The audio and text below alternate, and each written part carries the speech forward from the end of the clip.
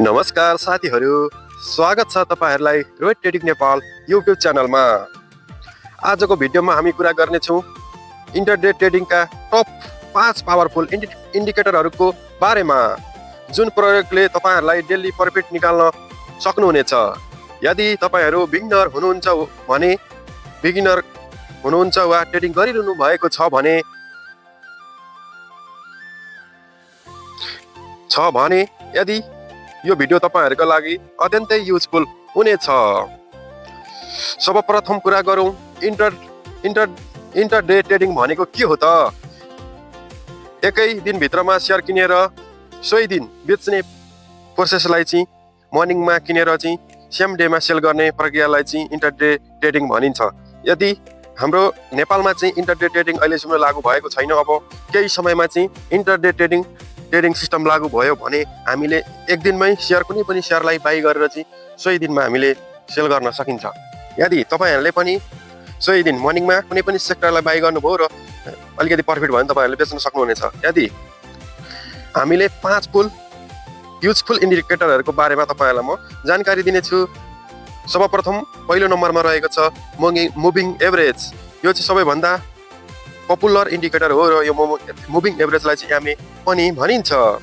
यो चाहिँ दुई प्रकारको हुन्छ, 20 EMA फर्स्टमा भने 50 EMA चाहिँ स्लोमा रहेको छ। अब यसको स्ट्राटेजी के हुन्छ त भन्दाखेरि, जब 20 को EMA ले 50 को EMA लाई चाहिँ माथिबाट क्रस गर्छ भने त्यसलाई हामीले बाई सिग्नल मानिन्छ, तलबाट क्रस गर्छ भने सेल सिग्नल मानिन्छ। मैले यहाँ देखाए जस्तै र यसरी चाहिँ हामीले यसलाई बेस्ट इन्डिकेटर पनि भनिएको हो। अब हाम्रो निकै चर्चामा रहेको अर्को इन्डिकेटर रहेको छ RSI। यो RSI ले चाहिँ सेक्टर ओभरसोल्ड छ कि छैन भन्ने देखाउने काम गर्छ। यसको लेभल पनि दुईवटा हुन्छ। पहिलोमा हुन्छ 70 को ओभरसोल्ड सेलिङ प्रेसर, 70 मा चाहिँ सेलिङ प्रेसर, बिलो चाहिँ 30 को हुन्छ। यसमा चाहिँ ओभरसोल्ड बाई, हामीले चाहिँ 30 मा एभरेज RSI 30 मा आयो भने हामीले बाई गर्ने संकेत भन्ने बुझिन्छ भने 70 मा गएर चाहिँ हामीले प्रफिट लिनुपर्ने भन्ने बुझिन्छ। यदि बिगिनरका लागि चाहिँ यो निकै इम्पोर्टेन्ट मूलक इन्डिकेटर हो।